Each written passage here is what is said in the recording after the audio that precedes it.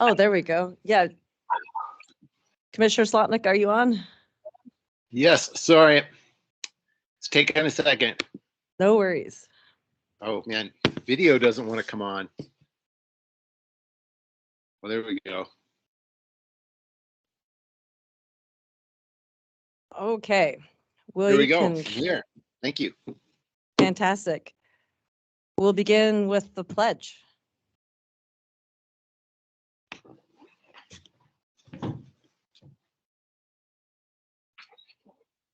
Allegiance to the flag of the United States of America, the Republic, which is Okay, and Missoula County acknowledges that this event in the Sophie Moise Room takes place in the Aboriginal territories of the Salish and Kalispel people.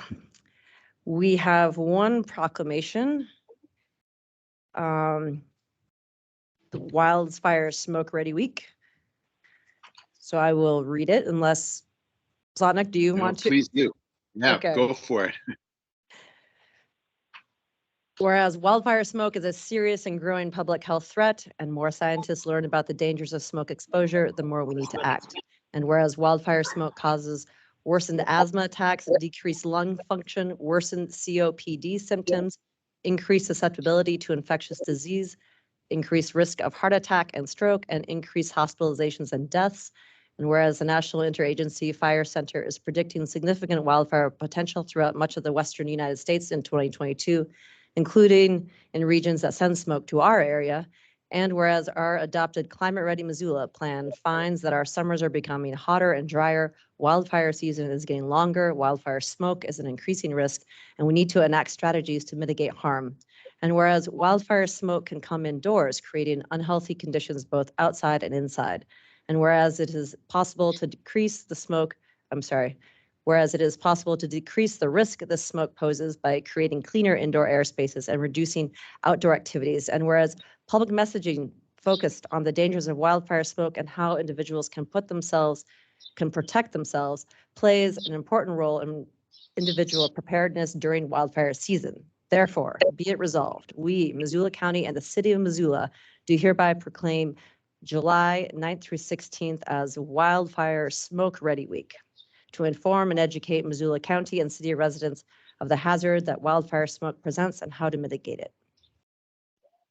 Is there anyone from Climate Ready who'd like to say more?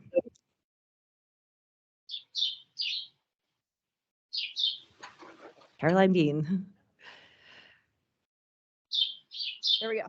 Caroline Bean, I'm the Climate Action Program Manager for Missoula County. And I just want to thank you for the proclamation. Our Climate Ready Missoula plan, which was passed in May of 2020, identified preparing for wildfire smoke and conducting education and outreach campaigns such as Wildfire Smoke Ready Week as one of our top priorities. So this is our second annual Wildfire Smoke Ready Week, and Sarah Cofield from the City County Health Department and I with Climate Smart Missoula and the United Way of Missoula County and others have been hard at work. So we're looking forward to it, and thank you for your time.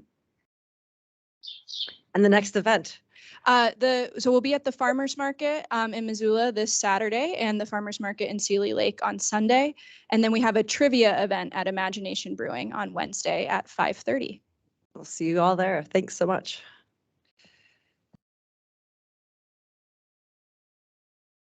Excuse me. Is there any public comment on items not on the agenda? Right. I don't see any. Current claims list as of June 22nd to June 28th, $4,527,696. Sorry, $4,527,696.30. We have 1, 2, 3, 4 hearings today. We'll begin with the Missoula Fire District annexation petitions.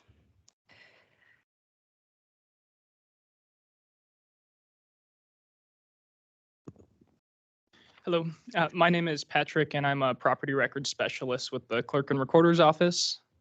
3 petitions to annex land into the Missoula Rural Fire District have been submitted to the Clerk and Recorder. The properties requested to be annexed are legally described as follows. Tract B of Certificate of Survey 4542, located in Section 10, Township 12 North, Range 20 West, commonly known as 5120 Skyway Drive, Missoula, Montana, 59804. Track 12 of Certificate of Survey 4208, located in Section 19, Township 12 North, Range 19 West, commonly known as 3470 Trails End Road, Missoula, Montana 59803, and Tract 1 of Certificate of Survey 6089, located in Section 26, Township 12 North, Range 22 West, commonly known as 24348, Highway 12 West, Lolo, Montana 59847. The petitions have been signed by the property owners, and a notice of hearing has been published twice in the Missoulian. And while the three properties are being presented under one agenda item, they are separate petitions and should be considered for annexation independently, but can be approved or denied with a single motion. Thanks, Patrick. Is there any want to comment on these petitions? Slotnick frozen? Nope. Okay. But you're muted. Sorry. Still muted.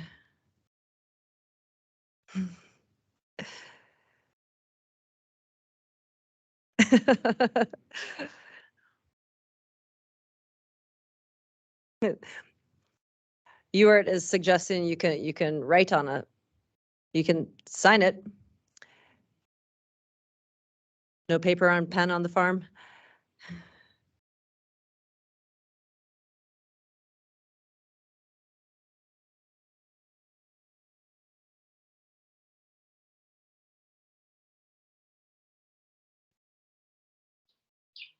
Oh, there we go.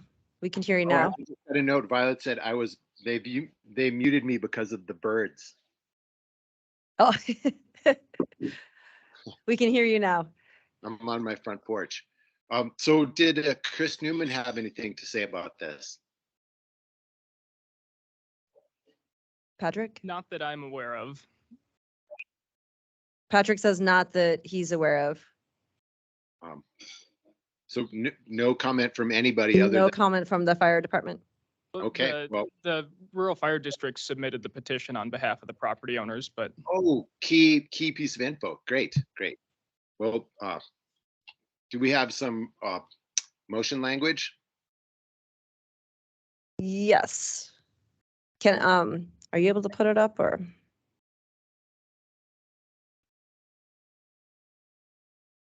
Or is it untoward if I make the motion? Wait, what do you want to? We'll just Okay, I'm gonna, yeah, make it. Hart says that I can make the motion, so I'll do that. I move to request the board approve the Missoula Rural Fire Department petitions for annexation as presented. I'll second that. Okay. Any further discussion? All in favor? Aye. All right. Thanks, Patrick. thank you. Okay, next, Lisa Frost. Oh, nope. You get Sam Scott. I stole this one from Lisa. Sam Scott with the Clerk and Recorder's Office. So from time to time, county residents submit road or right-of-way petitions to our office. The objectives of these petitions vary widely. Wait, Sam, can you get a little closer to the microphone? Yes. Yeah. I'm also moving it up. There Is we that go. better? Yeah. Okay. So we get road or right-of-way petitions submitted to our office. The objectives of these petitions vary widely based on the specific circumstances of each case, but they fall into three general categories: petitions to establish, abandon, or alter county road right-of-ways, rights-of-way. The petitions all follow the same general process. A property owner initiates, drafts, gathers signatures, and then submits that petition to our office. Our office is then tasked with verifying that the petition meets the statutory requirements with the correct number of valid signatories, that sort of thing. Once verified, we publish notice in the paper and send a mailing to landowners adjacent to the request soliciting comment at a public hearing. And at that hearing, the first hearing is where our office presents the petition for the first time to the board. That hearing is where a road viewing to be attended by the county surveyor and one commissioner is scheduled so that an investigation into the merits of each petition can be conducted. A second hearing is also scheduled where a decision on the petition will actually be made. So that's where we are today. A petition has been submitted to our office. It is a petition to alter a county right-of-way. The road is described as Bitterroot Road from Lower Miller Creek southerly to the Bitterroot River with an approximate length of 7,000 feet. The petition was signed by more than 10 freeholders of the road district. A notice of this hearing has been published twice in the Missoulian, and the affected landowners have been notified. And the petition is now presented to board for initial review and to schedule a road viewing and a second hearing. I'm sorry, were there more than 10? I thought, There were about 15 freeholders that signed. oh, then I must have seen something else that was less than 10. Okay, thanks. And again, the date, the decision before us right now is to find one date for, Yeah. So there's no decision today. It is, we need to schedule the road viewing for the investigation into the merits of the petition. And I mean, the decision is to schedule a date, Yeah, I guess. I'm and then sorry. a second hearing as well. So Tom, you'll click on the link that I sent you in the meeting invite. And Thanks, Violet. And so I am not sure if the petitioners are here to speak on behalf of the petition, but I know that Steve and John also may have some stuff to add. Okay, are there any petitioners that would like to speak on behalf of the petition? Perhaps. Nope, not Tom Moore. I'm here. I'm sorry, would you like to speak on behalf of the petitioners? I believe Joe Daynard is going to be doing that for you're still muted, Tom. You have to unmute yourself.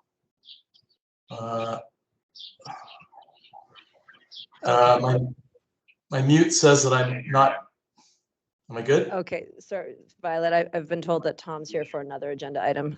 Thank you. So you can mute him. Apologies, Tom. In the right meeting. I'm going to join the other one and make sure you're in there, Tom, and I'll get back on here. Commissioner Okay, Barrow. yeah. So this is John Hart with the County Attorney's Office. And just as Sam Scott said, we're not going to make a decision here today. That's not proper under the statute, but you were right on point to ask if there's any petitioners here or anybody who wants to speak on behalf of the petitioners in support of the petition. And I don't know that anybody came up for that, but anybody here who wants to comment today on the petition, they're certainly welcome to do that with the caveat that there will be another public meeting at which they can comment before a decision is going to be made. But, a lot of people took time out of their day and came to this meeting and they maybe want to say something, and that's perfectly appropriate. Great. Let's begin. Bart Morris. Because there are a lot of you in here, let's try to keep it to 3 minutes. I'll wave my hand at 30 seconds. Okay. I'm just going to read the letter of opposition for this petition that my wife Wendy and I put together. So, dear Missoula County Commissioners, my wife Wendy and I first and foremost object to this petition and are in firm opposition of it.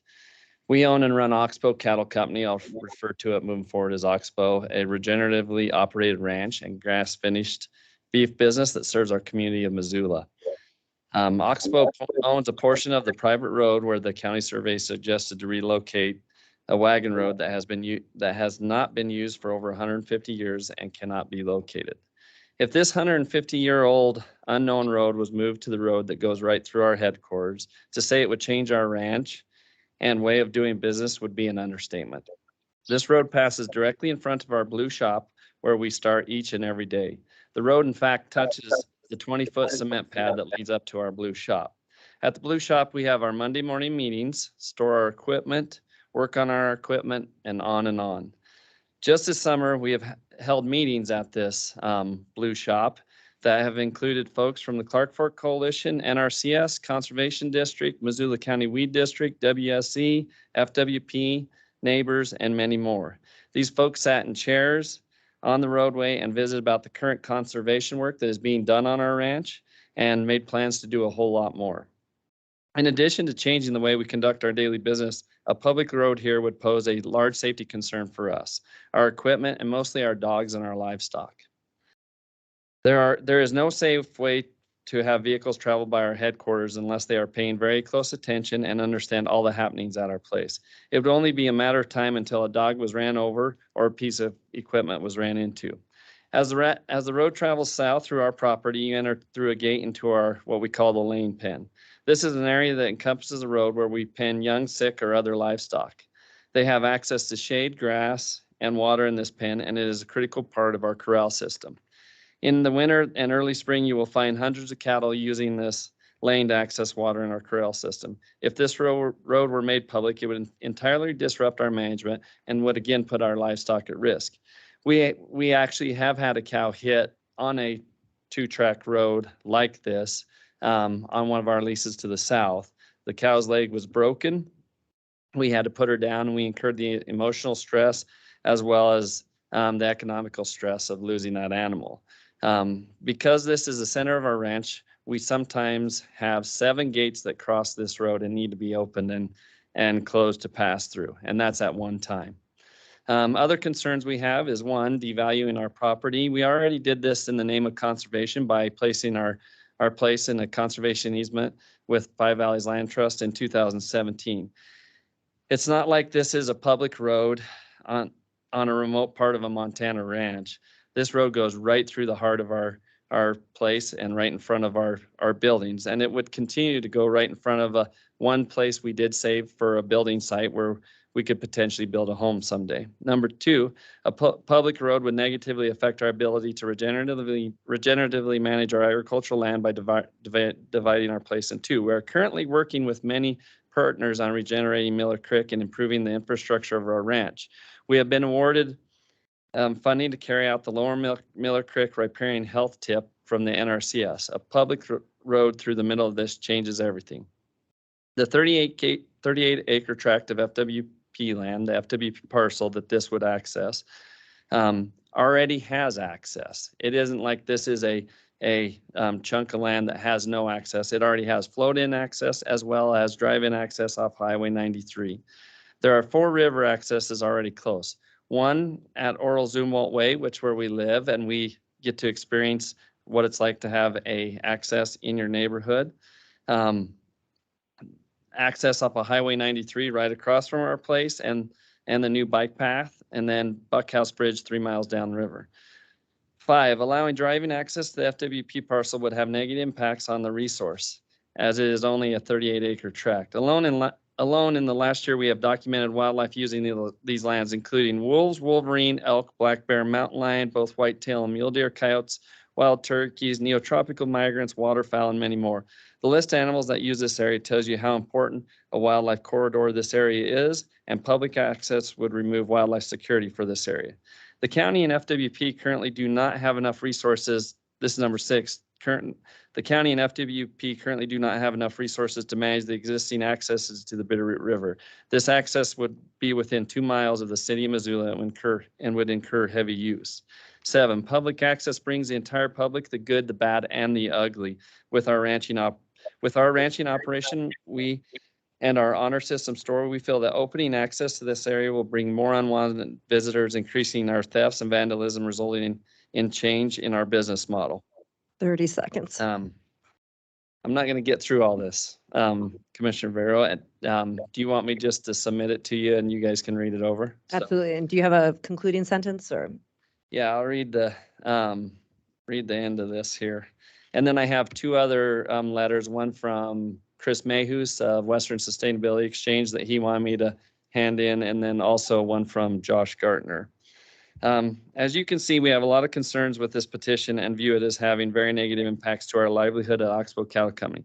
There are very slim margins in agriculture, and in times when you are already hit with things out of your control, such as rising everything prices, whether or not your hired help can afford to live in the community they serve, climate change, drought, and many more, this just seems like a punch in the gut. I understand that public access is important to our community and we are all for it, but the truth is we have no shortage of it. What we are short on is affordable, locally raised food for our community, preservation of important ag soils, wildlife corridors, intact tracts of healthy riparian habitat, ranchers, and farmers. This is just another cut in the death by 1,000 cuts. We hope that you can understand where we are coming from and know that that the 1867 wagon road that Mr. Niday cannot find was for travel from town to town up and down the Bitterroot Valley. As Mr. Niday says in his summary, in 1874, this unknown road got little or no use by the general public after the bridge was built. We now have a 4-lane highway that serves the same purpose that they were after 150 years ago. Therefore, do we really need to condemn Oxbow Cattle Company's private property in the manner of access, especially when the current access provides responsible and sensible access for the public, land, wildlife, and adjacent landowners and governing bodies? And that's it. Thank you for your time. Really appreciate it. Thank you. And you can leave those with Violet. Okay. Thank you so much. Would anyone else like to speak?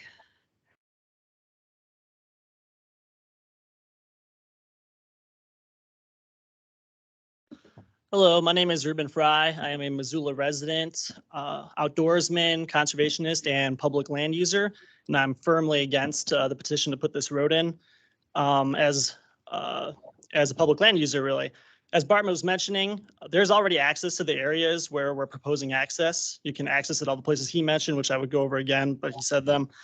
I, plus a lot of my friends, use these places specifically because there is not a lot of development or user traffic between Lolo and Missoula on the river or adjacent properties. Putting in an easy access point this close to Missoula would create a high use area, as we all probably know, and that would diminish a lot of things about this stretch of river. Primarily, my concern would be conservation of wildlife. As Bart mentioned, because there's no development and very little human traffic, there is a plethora of wildlife in this area, and it is really cool to view. I personally have viewed all sorts of waterfowl, ground nesting birds, bears, wolf, and even wolverine. And those animals would be displaced if you were to put in a high use access point because of human traffic, and also because it would probably need to be developed to address the traffic resulting in development. Another thing that goes along with this is the experience you get on the river here as a public land user. Because of the lack of access between Lolo and Missoula, not really lack of access, more difficult access, there are less people using it, and that is why myself, plus numerous other friends I know, use this area. That would be diminished immediately upon putting an access point at the proposed location. And finally, I am also speaking on behalf of the private landowners that would be affected by this. I don't really need to go into too much detail, as Bart just went into a lot of that. But I just view this currently as a great way for public users to use the area, private landowners to use it, and to conserve the wildlife in the area. And putting in this road based on, in my opinion, a flimsy idea of what should be a public easement and flipping what is currently working for all these user groups, I think is a bad idea. Thanks for your time. Thank you.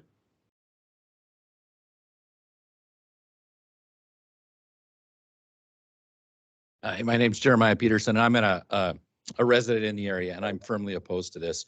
I think a lot of the points have already been made as to why we shouldn't have it. A couple things I would like to hit on. Anytime you create an access point that's not a designated recreation area, it creates a lot of issues. The best example I can give you is Maclay Bridge, which I think the commissioners are well aware of the issues that we have in a private residence setting where people go to recreate. It creates vandalisms, thefts, assaults, parking issues, not to mention all of the negative impacts that it actually has on the ecosystem. And then the other thing I would like to hit on, and so with that, I just don't think that we have the enforcement between, law enforcement, Fish, Wildlife, and Parks to effectively manage something like this. And then the other thing I'd like to hit on as again, private landowner and somebody who is a neighbor, I just don't think it's the right thing to do to trump somebody's rights, and that would be Bart and Wendy, over somebody else, wanting that public access. So I appreciate your time. Thank you. Thank you, Jeremiah.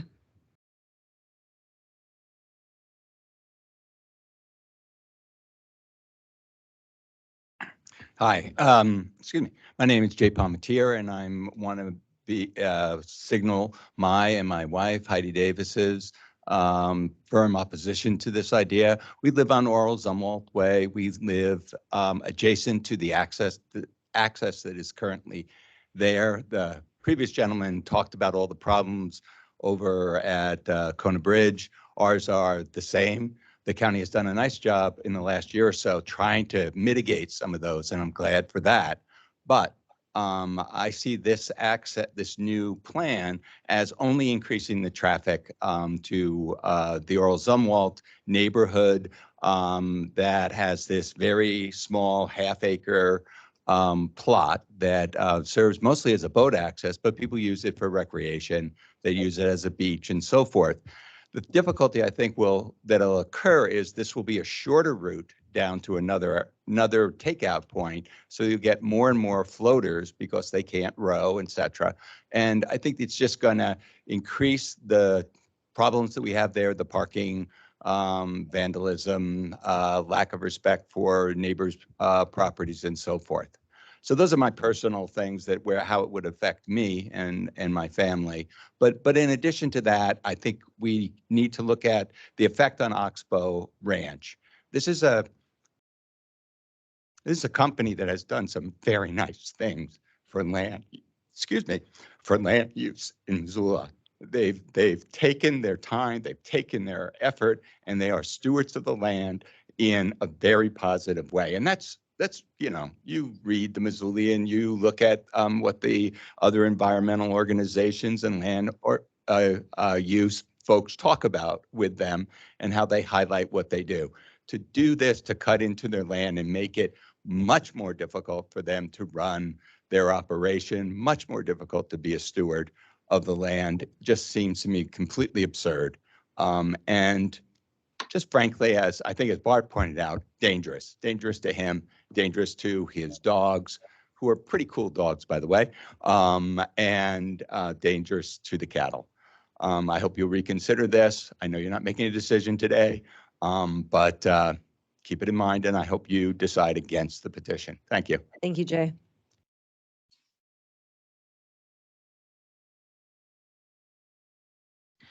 Good afternoon. My name is Thomas Bourguignon, spelled Bourguignon.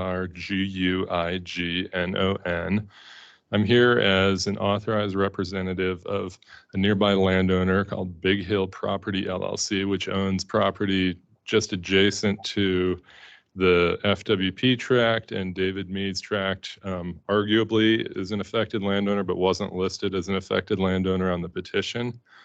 I first wanted to say that I spoke with one of the affected landowners this morning, Artie Doris. He was under the weather. He intended to come and speak today in opposition to this, but he told me he's under the weather. So I just wanted to pass on his opposition. He submitted something in writing. I wanted to speak today to point out that my conclusion is that the petition is deficient on its face in a number of ways. The petition acknowledges that the location of this road is unknown, quote, for most of its route.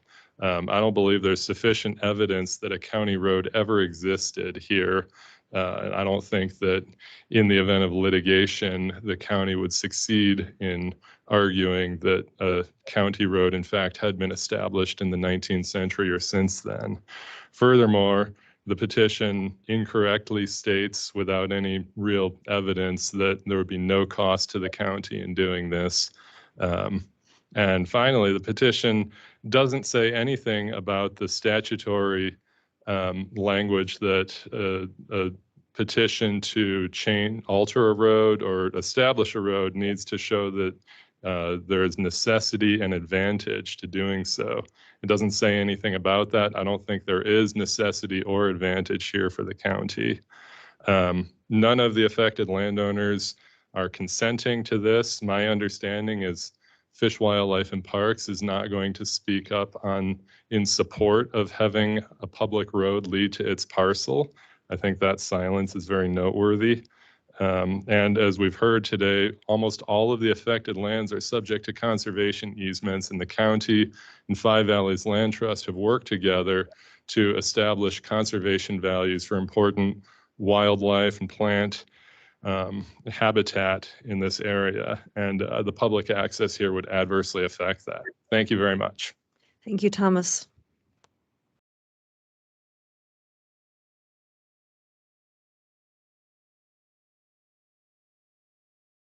Good afternoon. My name is Ryan Salisbury. I submitted something in writing, so I won't go through it all, but a couple other points. I live at 6405 Haugen Drive, and I'm one of the possibly impacted landowners of this, and wanted to just point out my grave concerns about a public right-of-way. We've heard again and again no evidence of this historical road or a crossing of the Bitterroot River, but I was as shocked as anybody. I'm a professional in the land planning and land development business, and GLO roads, I think it's important to note, don't show up on title reports. So I was just as surprised to hear about this as I'm sure my neighbors were. And I think that's important to note that these things are pretty much buried in the records unless you go digging for them and are a professional knowing where to look for them. And the other point I wanted to make is that Mr. Naide noted that this road is shown within areas subject to flooding. And even if this road did exist, this road would not have been acceptable for year-round use, which sounds like what it's being proposed. If it's access to a Fish, Wildlife, and Parks Day use area, it would be changing the original intent of how and why folks use this road. I don't know, but I also believe that with the construction of Highway 93, this road was essentially abandoned. It was the clear path for north-south traffic west of the river. And there was also commissioner action in 2004 with resolution 2004-06 in regards to relocating the Bitterroot Road to Lower Miller Creek. Thank you. Thank you, Ryan.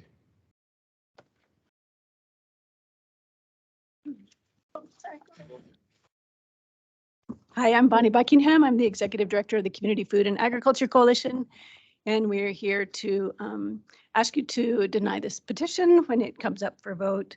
Agriculture is an important part of our history and our current culture and economy here in Missoula. And in all of our planning and growth plans, the need to enhance and support agriculture is a clearly stated value, and it's reflected even in our newly adopted zoning code, as well as all of our growth plans. Montana's state constitution requires that we protect, enhance, and develop agriculture. And Missoula's Good Neighbor Handbook clearly shows a preference for agriculture when there are conflicts between neighbors. Bart has elaborated on the additional security and safety issues that he anticipates should this road be changed. Moving the road, which doesn't seem to be able to ascertain actually that it ever went through this property, will have a direct detriment to agriculture for the many reasons that Bart and Wendy have already described. The loss of income, increased interactions with people and their pets, vandalism and theft from their store, etc. And those shouldn't be taken lightly. We strongly request that you deny this petition and support Oxbow Cattle Company in supplying high quality food, open space that is already open for public access, and conservation projects that really have won this business many awards. This agricultural business truly is a gem in our community, as others have said, and everything possible should be done to help support, protect, and reward them for their many contributions. So thank you for considering this. Thank you, Bonnie.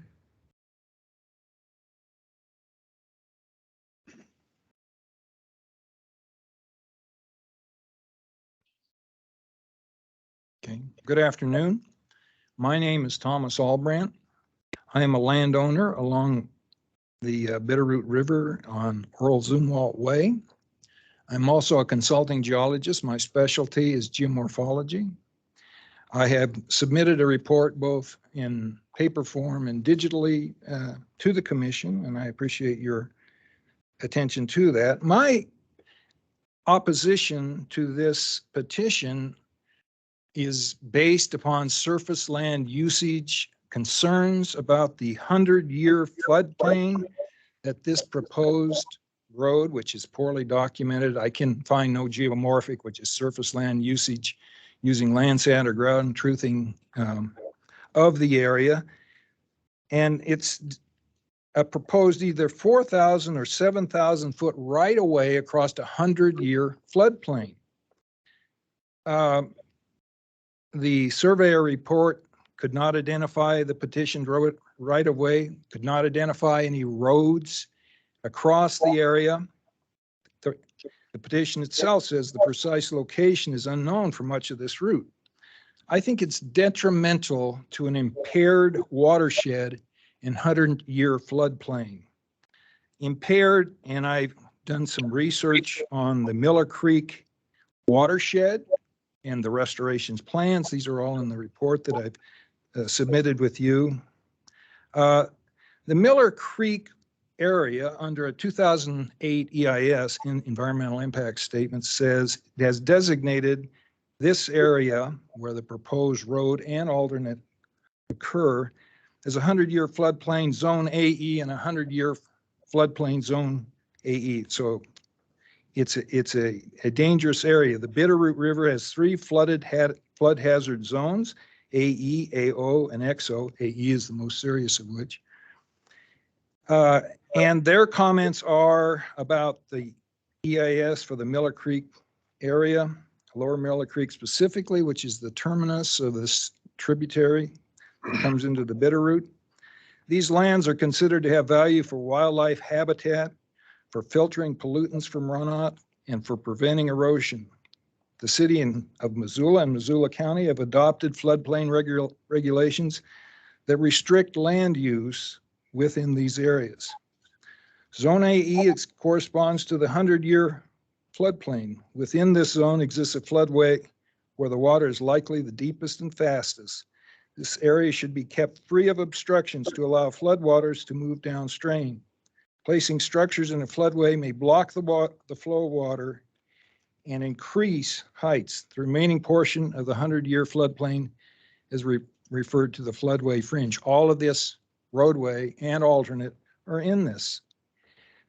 There are other reports. The Miller Creek Watershed Improvement Plan documents that increasing peak flow and peak velocity, I don't want to get too technical, but they are geomorphically unstable sites, I quote.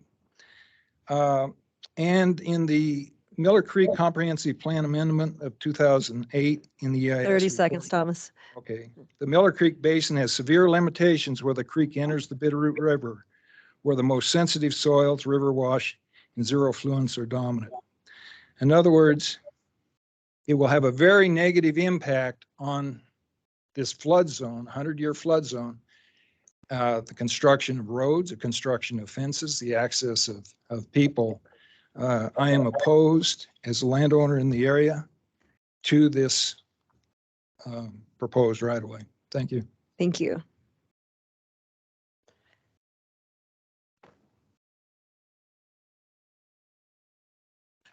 My name is Natalie Berkman, and I am livestock manager at Oxbow Cattle Company. I've recently been reading this book called Montana High, Wide, and Handsome, which is a book with a lot of relevant historical perspectives relating to the topic at hand today. The content that really stood out to me from the book are all the quotes about all the grass in Montana, saying that Montana has, quote, enough grass to roll in the wind like the sea. You could graze all the cattle of the world upon this plain, and that the grass is the most nutritious that livestock have ever fed on.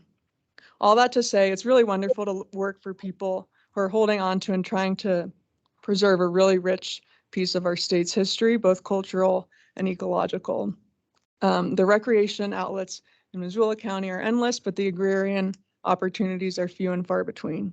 And it's something that has felt a bit off for a Montana city as someone who's lived in Great Falls, Roundup, and Havre. Some days when I drown out the sign of the highway, I can really picture what Miller Creek looked like before the subdivision was built, when the whole valley was filled with Timothy, June grass, blue bunch, and fescue. Oxbow Cattle Company is really trying hard to hold on to that. And so I'm not sure where to begin to describe how having a public road built in front of our shop, through our corrals and paddocks, a place where we, our cows, and our dogs call home, would change the operation. I have enough worries, insecurities, and lack of skills without having the public having access to the ranch. It would be an absolute nightmare to add another variable to the long list of things that could go wrong. The road's proposed route is our most frequented part of the ranch. It's our main thoroughfare to get to every paddock I make about 10 trips back and forth a day, whether that's in the feed truck in the winter, on the four-wheeler in the summer, on horseback moving baby pairs, or late at night dropping off newly purchased cattle so they have something to eat. We also have multiple gates along this route that we deliberately leave open or closed, and sometimes we can't even rely on each other to remember to close the gate, let alone the entirety of Missoula County. Ranchers have enough on their plates, and I really hope other ranchers don't have to deal with a proposed public road that cuts right through their shopping corrals. So that's how this road would affect me personally. And while I'm just one person, I fully subscribe to the vision of Oxbow Cattle Company and its community that includes so much more than me. A community that Bart and Wendy have worked really hard to build. Thank you.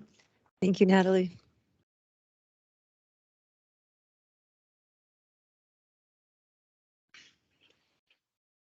Commissioners, my name is Mary Albrandt, and I live on Earl Zumwalt Way, off of South Miller Creek Road. I have to say, I'm really surprised that none of the petitioners came today to give us their ideas about. Mary, can you pull it a little closer? Yeah, there you go. How's that? Better? I was really interested in hearing why they thought that this particular access was so much more beneficial when there is an access that's just a mile down the road. And I know this because I live in that neighborhood and I know what it does to us in terms of having people, traffic. It's not so much the fishermen, it's the people that come down there to party, and they come at night, they have parties, they get wild, I'm not going to go into that. What I want to talk about today is the traffic. It's one thing to talk about this access area. I presented my findings just on doing some research, public records, and the access in order to get to the location where they want this road goes through several subdivisions. And predominantly what concerns me the most is that as soon as you take off on Lower Miller Creek Road, which I know you will do when you do your site visit, you immediately start into neighborhoods. So you go through Lower Miller Creek. As you turn onto, there's a right-hand turn onto Miller Creek Road at Old Bitterroot Road. There is currently beginning a construction site of 187 homes right there that is going to have to access the roundabout at Miller Creek and Lower Miller Creek Road. As you continue further, you go into a small development called Maloney Ranch. And this is where it becomes a street, a suburban street where there's children that ride their bikes up and down the road. The dogs are out there playing, people are mowing their lawns. And to turn this into a traffic way for fishermen with their boats and their trailers, and for river rafting outfitters that shuttle boats back and forth to the area. It causes me a lot of concern. I think more so than anything else, and this may sound silly to you, but this road the street goes right past the Jeanette Rankin Elementary School. So as you drive down this road, you see these kids and they're out on the playground and they're playing. And I'm very concerned for their well-being and what they are going to experience when they have all this traffic coming through their neighborhood. Further down the road is going to be a larger development that the Twite Family Partnership has already set aside land that they're going to be building a larger area, another subdivision of Linda Vista. On their road, they have a roadway that runs from their subdivision 24, and it runs for 6 miles along Lower Middle Creek up to where it joins. And this is all going to go past this particular access road if it's granted. So I sent some information to you. I sent a map of all the subdivisions that are ultimately planned for that road. And I think we need to look at the traffic situation before 30 we ever seconds, start. Mary. I think before we ever start to consider doing something off-road. And That's all I have to say. Thank you. Thank you so much.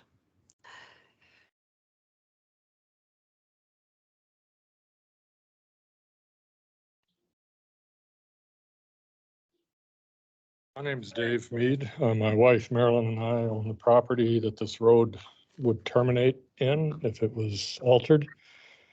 Sorry, Dave, can you, oh, that was loud. Can you? Is that better? Yes, and your Okay. name again? Right? How's Your, that? your last name, sorry. Mead? Mead, thank you. Yes, we own the land on the south end where this road would terminate. And there's a couple of points first, I'm strongly opposed to this for all the reasons that have been previously stated, and I'm not going to beat a dead horse and go through those again. But there is a couple of things I want to bring up. I recently sent an email to Steve Nide, and it is this. I said, Steve, in your summary of surveyor's research contained in the petition to relocate Old Bitterroot Road, you state in the first paragraph, quote, this road was petitioned, a committee was appointed to locate a wagon road, and the report from that committee was adopted. Although no explicit action was found in the Commissioner's Journal to declare that this is a county road, the evidence indicates a clear intention to create one. My question to him is simple. Is there anything in the written record that states that this intentioned road was ever created? In other words, it's obvious that they were considering establishing the road, but what evidence, either written or on the ground, is there that this road was actually created? Now, if you can bear with me since they grabbed my petition, or I gave it to them, they didn't grab it. Yep, wrong one as usual.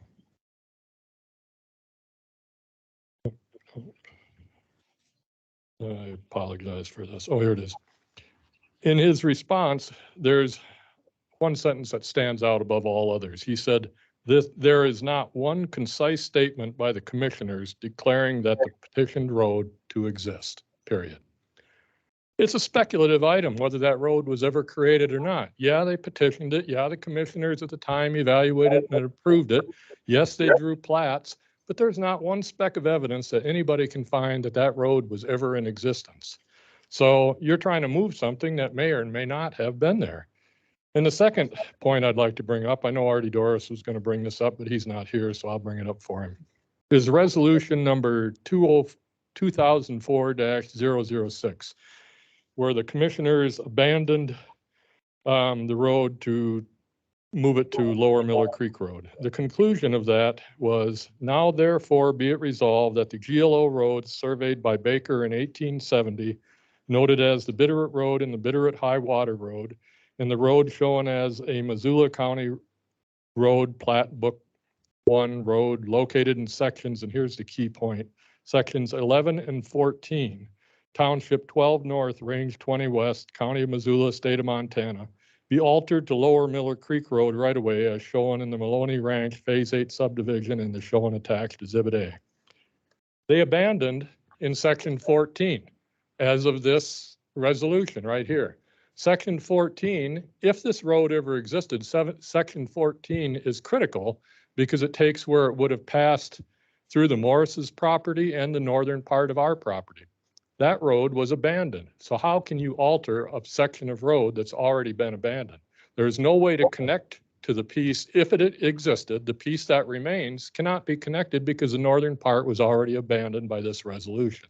The only way to get to that road, if it ever existed, would be from the south through the Bison Ranch and across the river, which wouldn't serve anybody's purpose here. So this petition, I think, is trying to move something that doesn't exist. And that's the point I wanted to make for Artie right there. Thank you, for your David. time.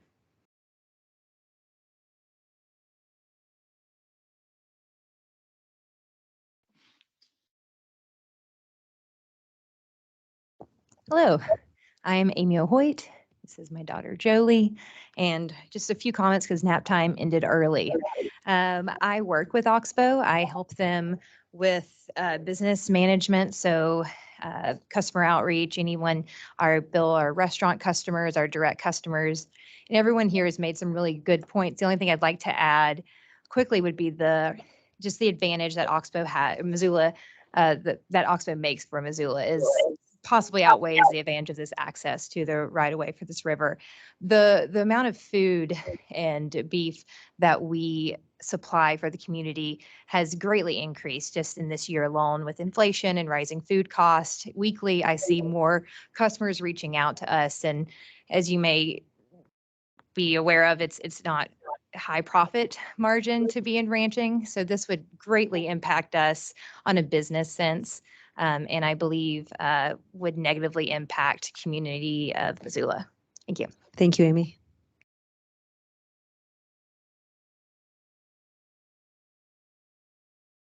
Anyone else in the room? Okay. Violet, I see one hand up, but I can't tell who it is. Jenny Tollefson.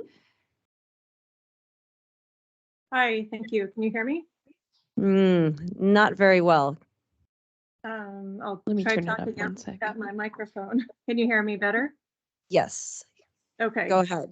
All right, thank you. My name is Jenny Tollefson. I'm the Stewardship Director at Five Valleys Land Trust. And Five Valleys Land Trust learned on June 27th of the petition to alter a county road right-of-way that was recorded on June 20th, 2022. The route that the petitioners propose crosses two properties protected by conservation easements held and stewarded by Five Valleys Land Trust. The first one, as you've heard about, is the Oxbow Cattle Company conservation easement that was recorded on May 2nd, 2018. The Oxbow Cattle Company conservation easement protects the following conservation values: open space lands that contain important agricultural soils and provide opportunities to continue and conduct ranching, farming, and other traditional agricultural practices, as well as natural habitat for native plants, fish, and wildlife. The second conservation easement is one that we refer to as the Hunter's Ridge Conservation Easement that David Mead spoke of. That was recorded on December 20th, 2000. The Hunter's Ridge Conservation Easement protects the following conservation values: the natural resources of the property, including important habitat for native wildlife, plants, and vegetation communities, the open vistas and scenic resources of the property, and opportunities for continued agricultural use of the property. Five Valleys, because of its legal interest in these properties and its obligation to steward these conservation values, is actively gathering information and evaluating the impacts of the Bitterroot Road petition on these two conservation easements. We're letting the commissioners know about the conservation easements at this time, and we will be following and, if necessary, engaging in the petition process as it unfolds. Thank you. Thank you, Jenny. Anyone else online or on the phone?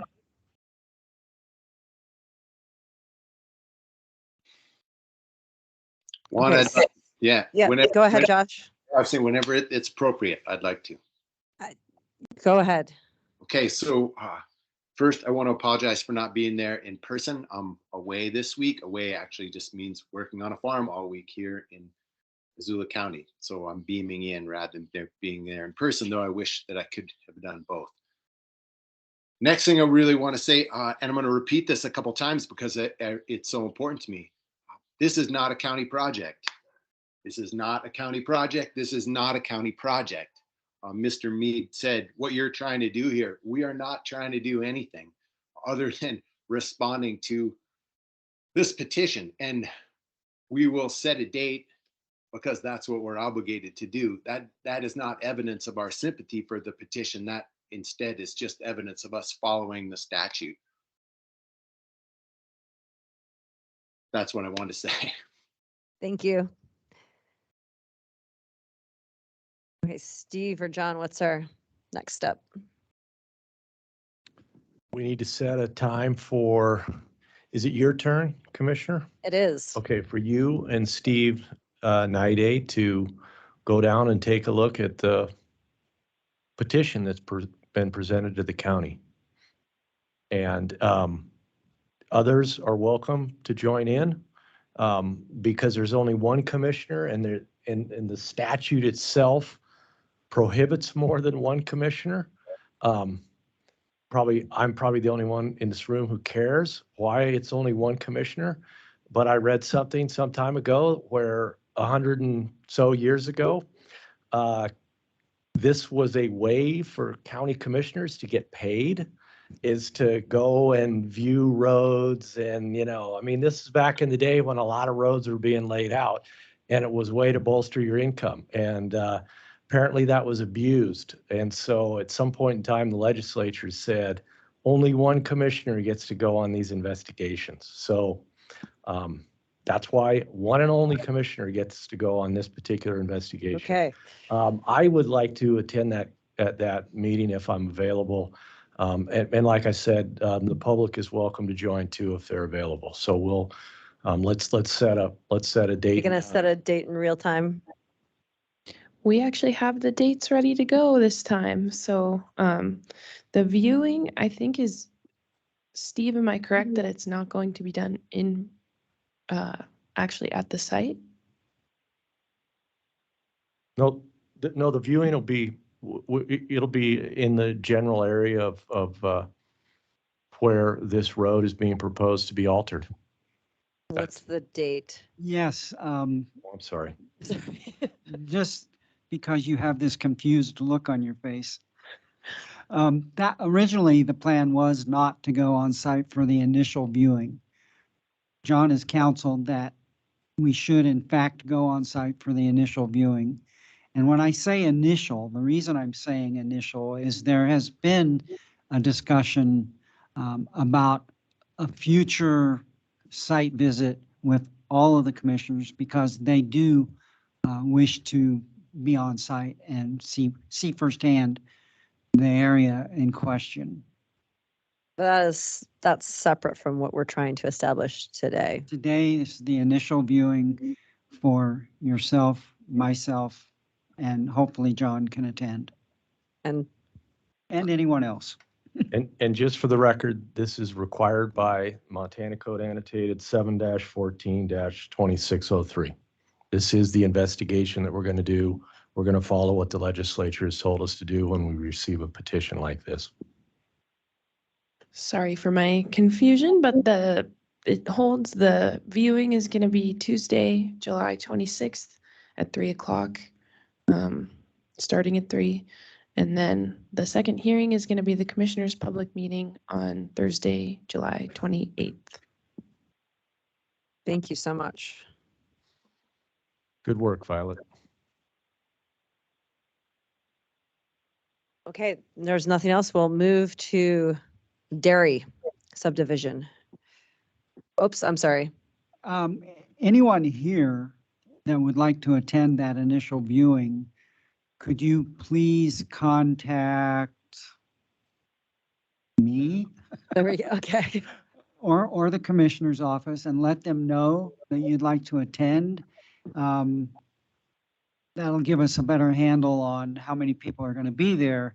And I'm proposing that we use the existing road, which requires us to cross private property. So we would need permission from those landowners, the Meads and the Morrises. Hopefully they will give that permission, and hopefully they will be available to attend. And that email address is, should we just use the BCC address? Yeah, let's use the BCC address. So it's bcc@missoulacounty.us if you are interested in attending. Thank you. Okay. Tim Worley.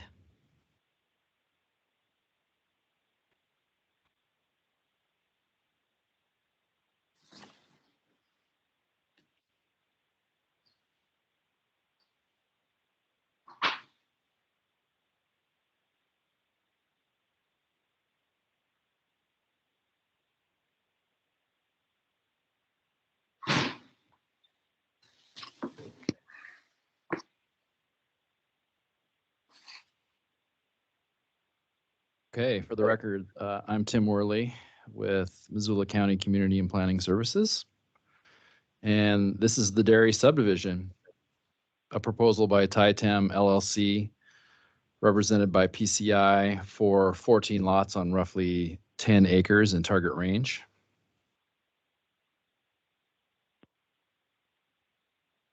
The subdivision is located south of North Avenue and east of the Trough.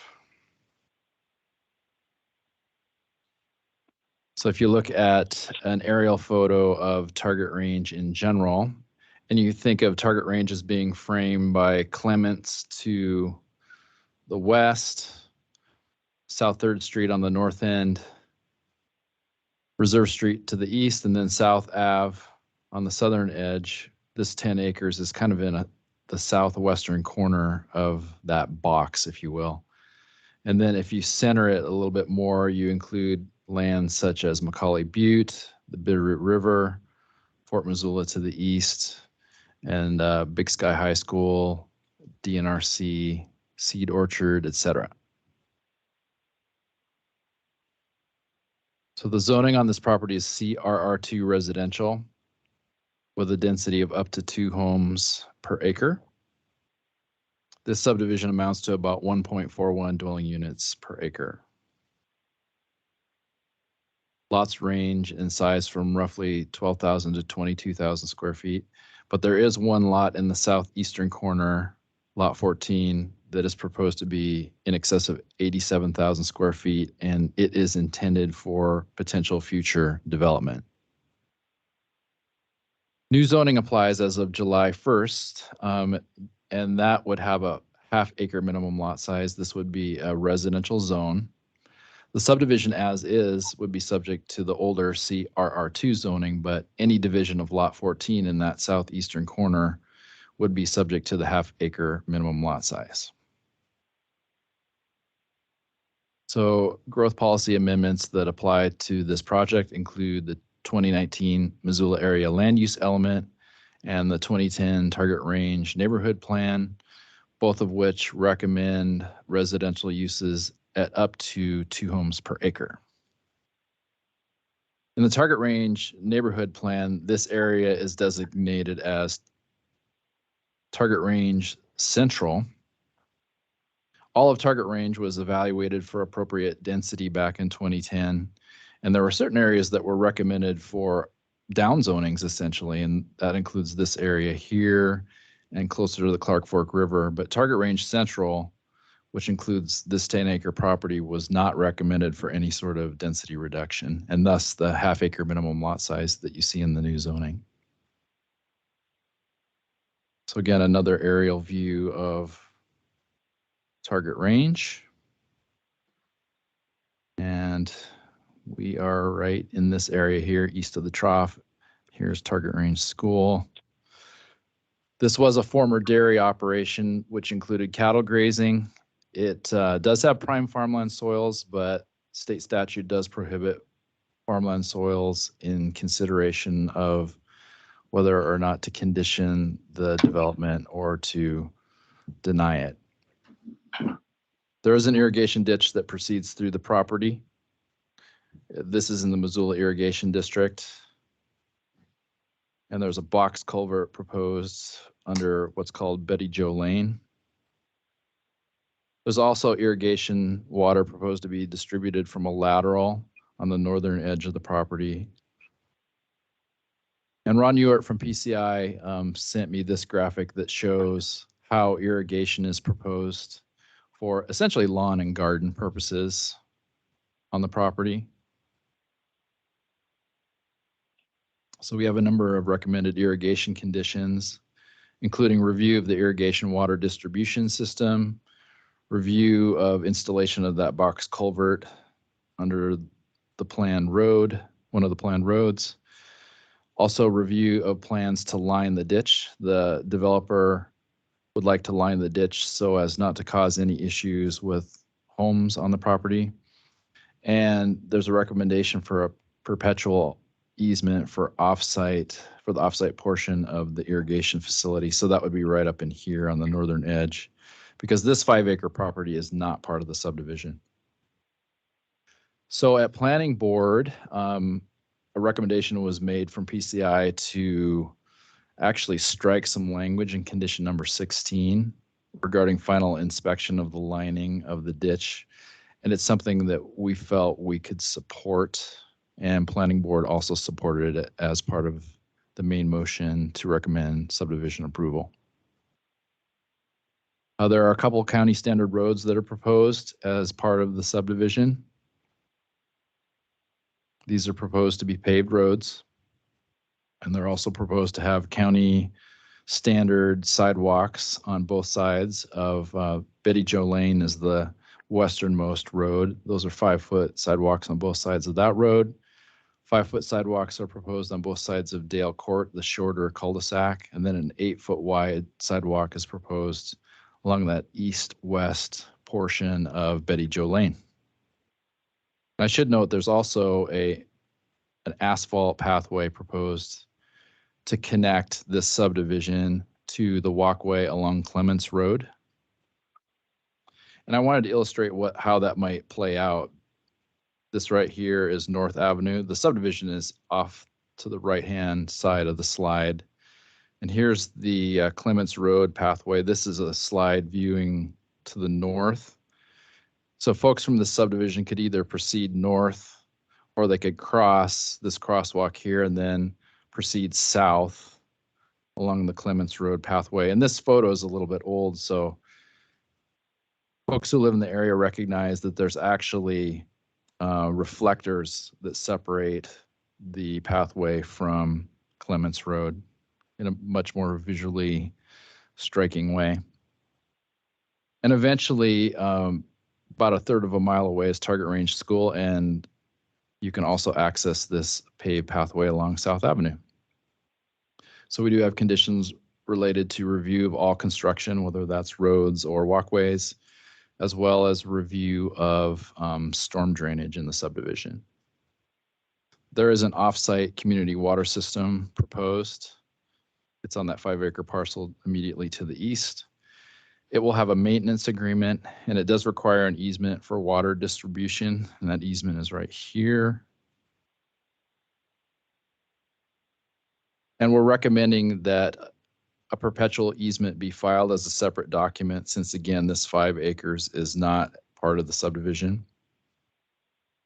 We're also recommending water metering, since this is what's called a combined appropriation where. Wait, Titam owns that 5 acres? Yeah, they own that 5 acres as well. The maximum usage for the subdivision can only be 10 acre-feet per year. The subdivision has the advantage of, again, of irrigation water for sprinkling the lawns essentially. So they have an advantage as to just having this well for basically potable water. So we're recommending metering of the well as well as notification of annual usage that comes from this well. And this was another recommendation or request that came from PCI, is simplification of language of the condition related to annual water usage monitoring. And it was a change we felt actually simplified the condition, and it was supported by planning board. So individual wells, or excuse me, not individual wells, I should say individual septic systems are proposed for the subdivision, including septic systems that are designed to work in a tighter footprint because of the smaller lots. Cash in lieu of parkland is recommended in this instance, as the parkland dedication requirement is about 0.64 acres, but there is no actual parkland being dedicated. Fire protection is in the form of a 10,000-gallon cistern, and this is just an illustration of what a cistern might look like. It will be located between lots 7 and 8 in the subdivision, which allows for a fire truck to come in from North Avenue and just pull up and connect to a hydrant. And it must be installed before houses are built as a condition of approval. So comments that we heard mainly from folks in the area include concerns over increased traffic, vehicle pedestrian conflicts, displacement of wildlife. We did hear supporting folks too, like one individual commends the mid-level housing opportunity here with reasonable lot sizes and the opportunity to have in-district students just right next to Target Range School, which is just about a third of a mile away. So some comments from Missoula County Voice include prime farmland, if irrigated, should be preserved. And even though state law prohibits consideration of farmland soils in the context of subdivision, the right choice is preservation of these soils, if possible. And we did receive one comment today. It was an objection to the notion of this being infill. Target Range doesn't have the infrastructure for increased development such as this, and that this type of development was not wanted by the community. Just thought I should plug that in there. Planning Board generally supported the subdivision as being an appropriate illustration of infill. They were concerned that agricultural soils couldn't be considered, and they supported the two minor condition amendments that I framed earlier. Staff and Planning Board's recommendation is for approval. And there's your motion when you're ready. Thanks, Tim. Ron, would you like to add anything? Ooh, there's props.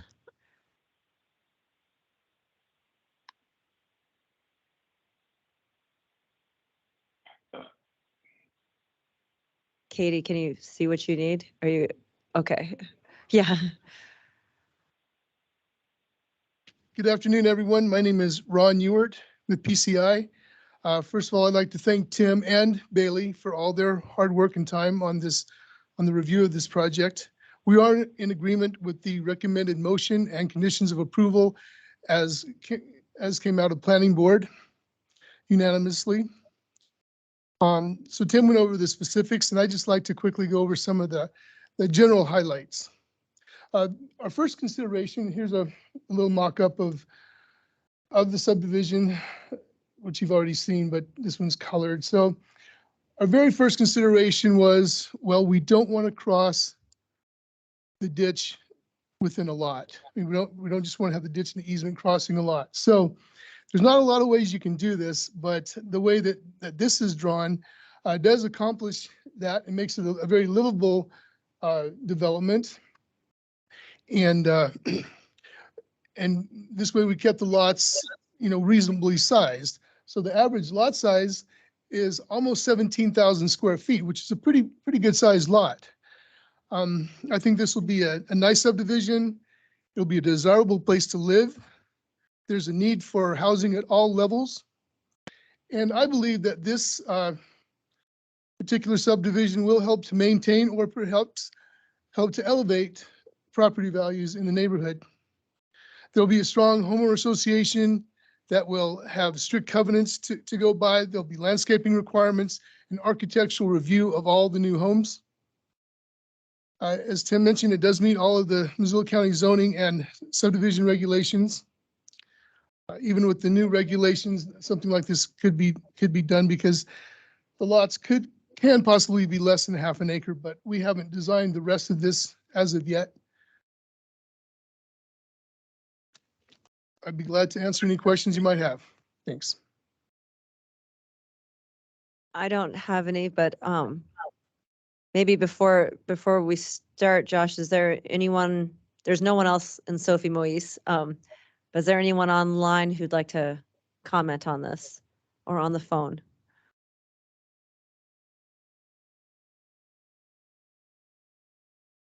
Okay, can we close public comment then and the commission discuss? Yes, we'll do that. Okay. Thanks, Ron. Oh, is Josh muted? No, he's not. Let me No, turn you're the not. volume up. in Oh, here, we just Josh. needed the volume. You're okay, Josh. Okay, thanks. So I don't have any questions. we do need mid-level housing. It's sad to see this kind of iconic piece of open ground in target range go away. It's sad to see these soils filled with concrete, and that's just how it goes. So that's all I got on this. I just add that you know this area intimately. This is Really well, yeah. your neighborhood. I'm farming around the corner. Okay, any further discussions or questions? We could just bring up that motion language. Violet is on it. Thanks, Violet. Oh, nope, Tim is on it. Sorry. Tim's on it. Well done, Tim.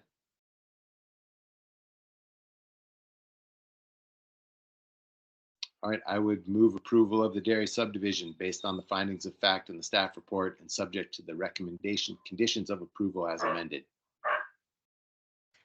Second, any further discussion?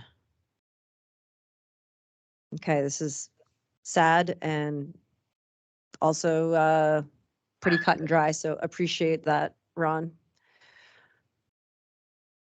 Okay, all in favor? Aye. Aye.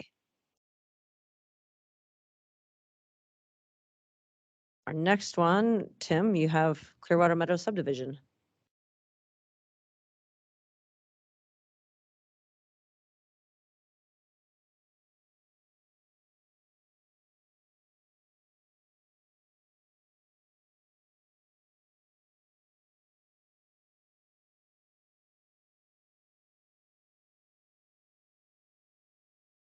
Thanks, Ron.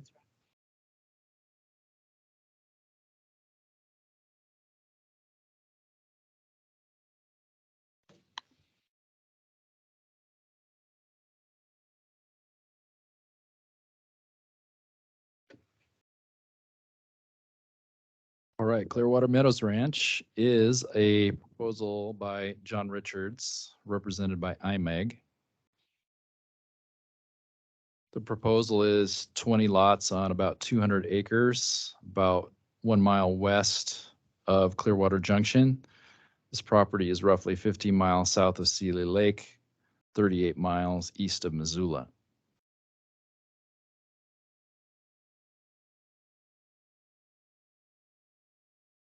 Zooming in a little bit, there is the roughly 200 acre property.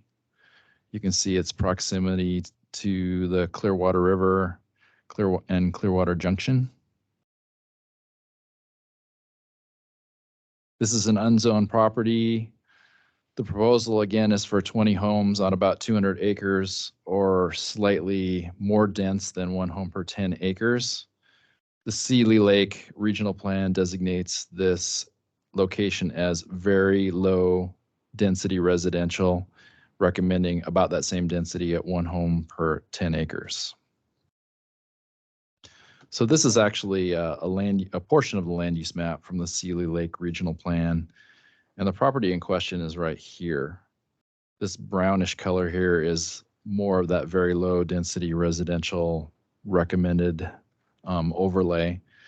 But as you can see within the neighborhood, there's much less dense areas. Like this area here is recommended, I think, for densities closer to 1 home per 80 acres.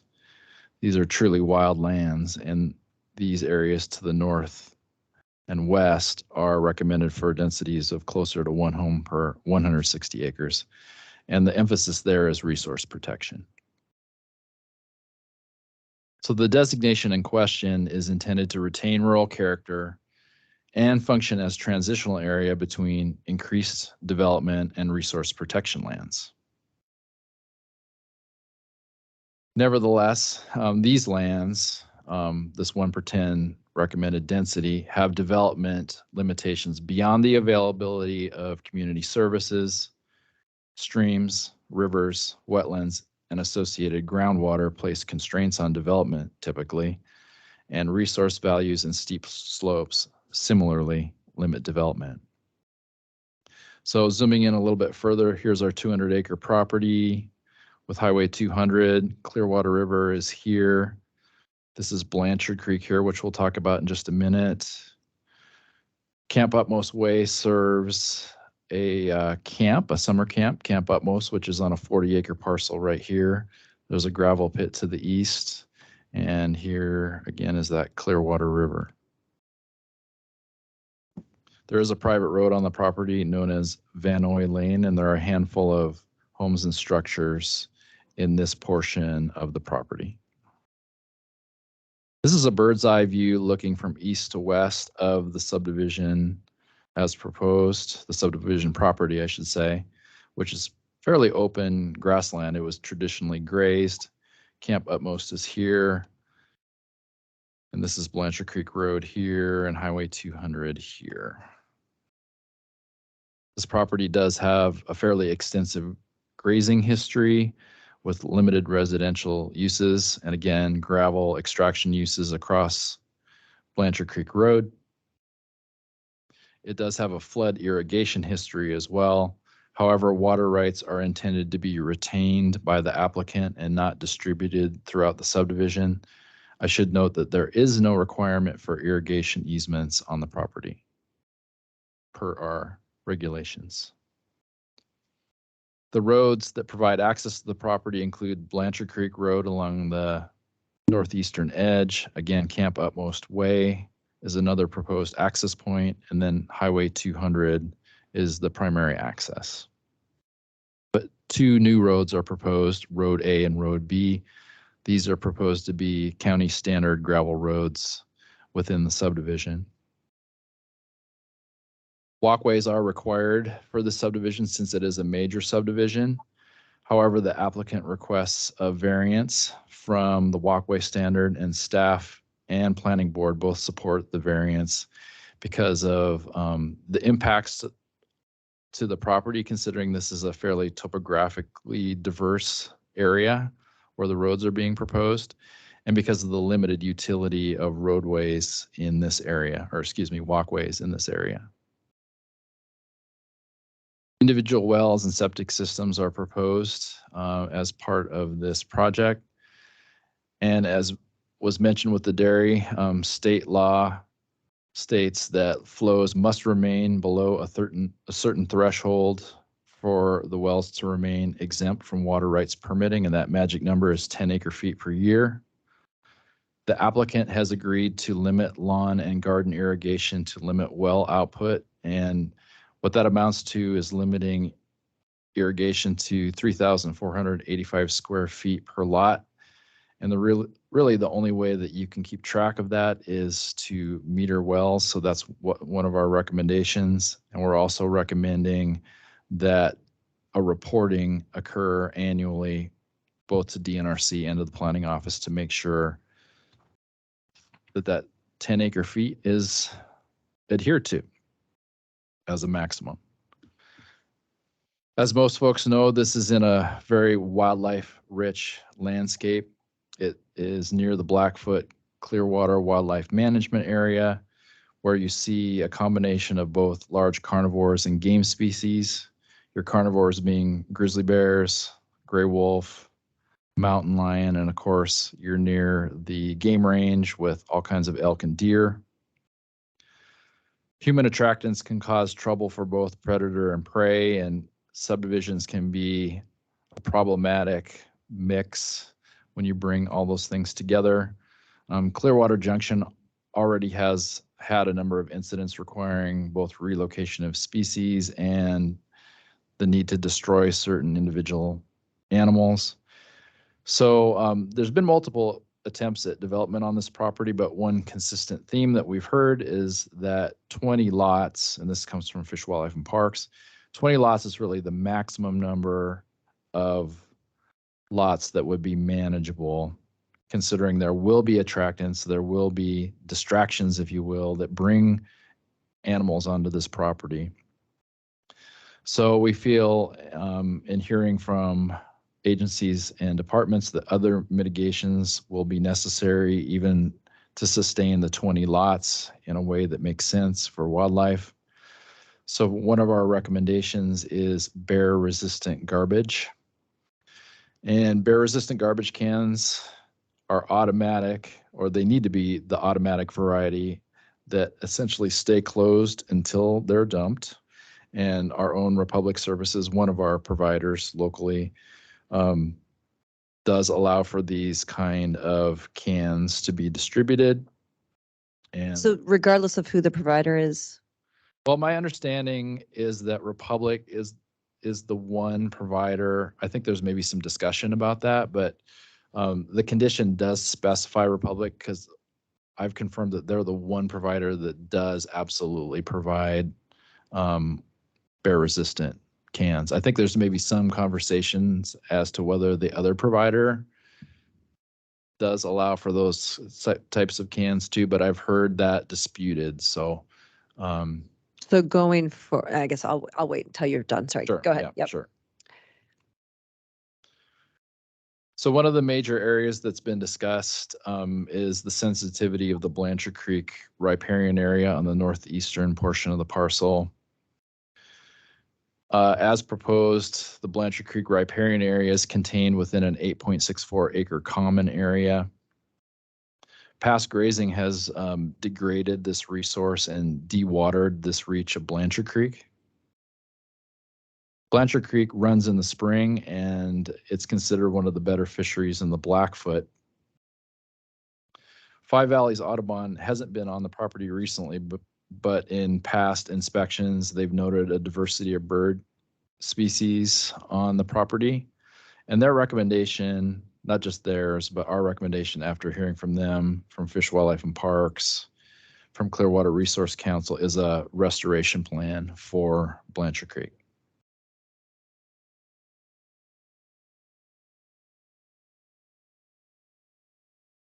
Initially, Fish, Wildlife and Parks and Clearwater Resource Council did recommend expansion of the common area. This is in their comments that are contained within the record. And part of what that would entail, as we understand it, would be expansion of the common area to encompass all of lot 20, which is this lot right here, which encircles the 8.64 acre common area.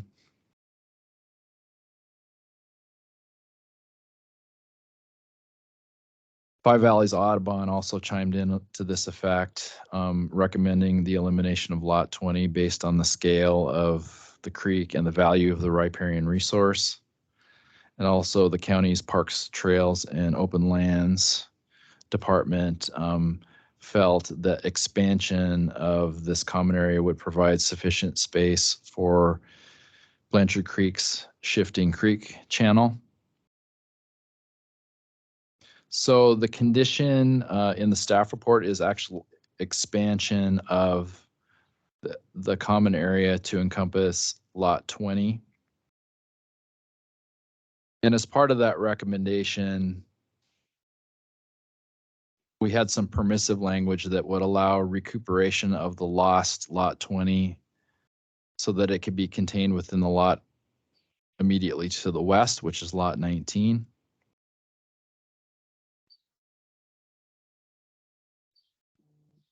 Now, the developer has expressed his preference for mitigation, which would be the retention of lot 20 as a residential lot and not to have the common area encompass lot 20.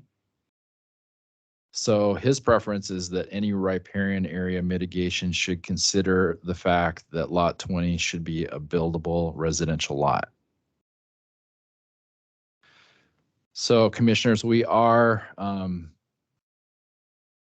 here to present a compromise approach, which would involve the westward expansion of the common area for a distance of about 25 feet.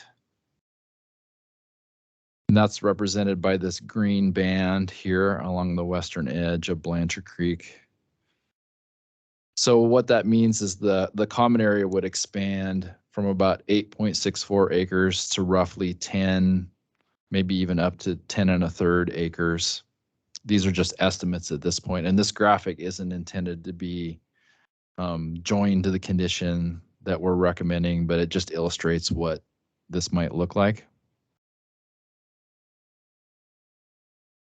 So some considerations that were part of this were the fact that there are traditional home sites and structures along that western terrace of up above Blanchard Creek. There's also Vanoy Lane, a private road. So it's not a pristine landscape.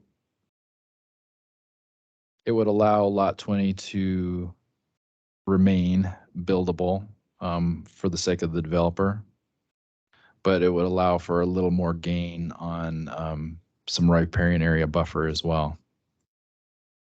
So condition number 2 does have to change if we expand that common area 25 feet to the west, and this is the language on the screen that would address that issue. And again, the elimination of Lot 20 would not be part of this equation in this case. So commissioners, we would ask that you would consider this as an alternative condition number 2. So I should probably speak to procedure with regard to this, because this could be seen as amending this application, which our regulations do state. It gives us the opportunity to stop the clock on this process moving forward. And we would have the discretion upon stopping that clock to send this back to planning board or even to pre-application. We think, however, we think the regs permit this, that you can keep moving forward and make a decision today based on this information. We don't think there's anything new that would be gained by sending this proposal back to the agencies who've reviewed it multiple times. We think we know what they would recommend. So we would recommend whichever direction you go, commissioners, that you proceed. Just one more major issue, floodplain. Blanchard Creek, which you see there in blue, has been mapped. Its floodplain, its 100-year floodplain, has been mapped by professionals. Excuse me. And there's a condition that floodplain be shown on the final plat, which is required by both by our regs and by state law. Now, the applicant does have a request based on the fact that the graphic that you see here represents a much more robust floodplain than is probably the case on the ground. This is probably almost double what that true 100-year floodplain is.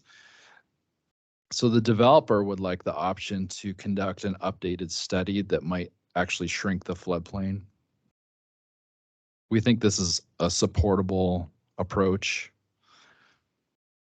because even the smaller floodplain requires certain hydraulic and hydrologic data to confirm what the appropriate 100-year flood elevation is. So there's one clause that we would recommend adding to condition 21 that just gives the developer the option of using either the more robust 2,000 cubic foot per second flow or something considerably less than that as determined by a study. There is one more condition to mention, and that is we're recommending that 25% slope areas be made no build zones to allow for wildlife movement through the property. So from Missoula County Voice, we did hear a couple of comments that Blanchard Creek riparian protections and enhancements should be supported. And housing here doesn't change the challenge faced by Paws Up and other entities in the area that need housing, because this is housing for probably a different set of folks. Planning board, when they heard this subdivision, asked questions about diversions of Blanchard Creek. They inquired into fencing limitations for wildlife, an appropriate buffer width. There was a lot of discussion about that. And then they asked also about a condition related to a grant of easement for Camp Utmost Way. Since it's a private road and there's an intervening landowner, there will be a requirement for a specific grant of easement to use Camp Utmost Way for this subdivision. And there was some discussion also about general lot affordability and the overall housing situation and how this subdivision fits into that reality. Staff and planning board's recommendation is for approval. And there are your motions. I should note that when planning board made the motion, they sandwiched these two motions into a single motion, but I would, I guess, recommend keeping them distinct.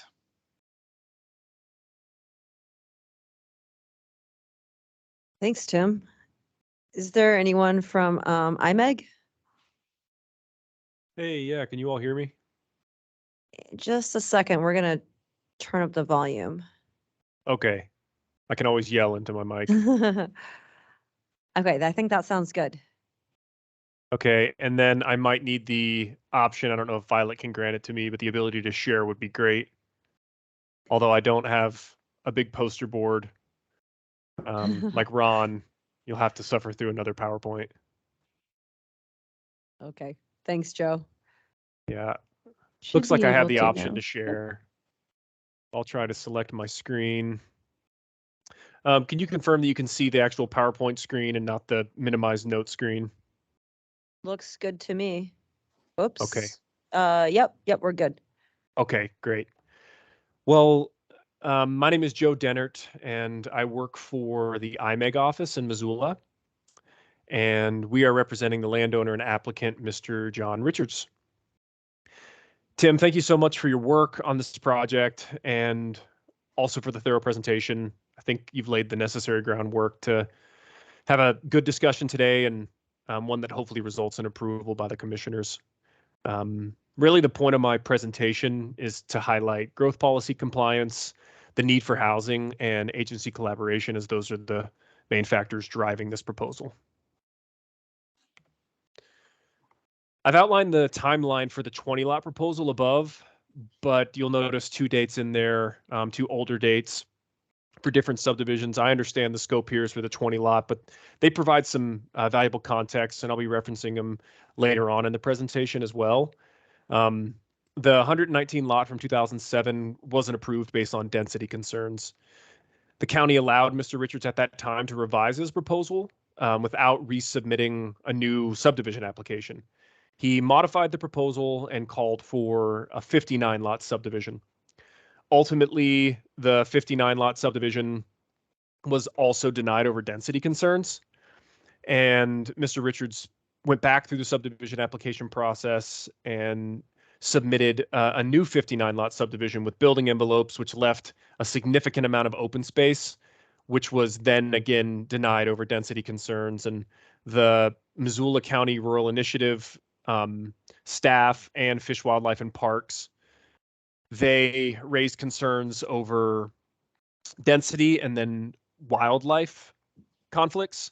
And they did state in that 59 proposal during agency comment that a proposal for 20 lots would result in a 1/10 density and would align with the conservation goals out there. So Mr. Richards is now proposing the 20 lot major subdivision that aligns with both the Seeley Lake Regional Plan and the Missoula County land use element.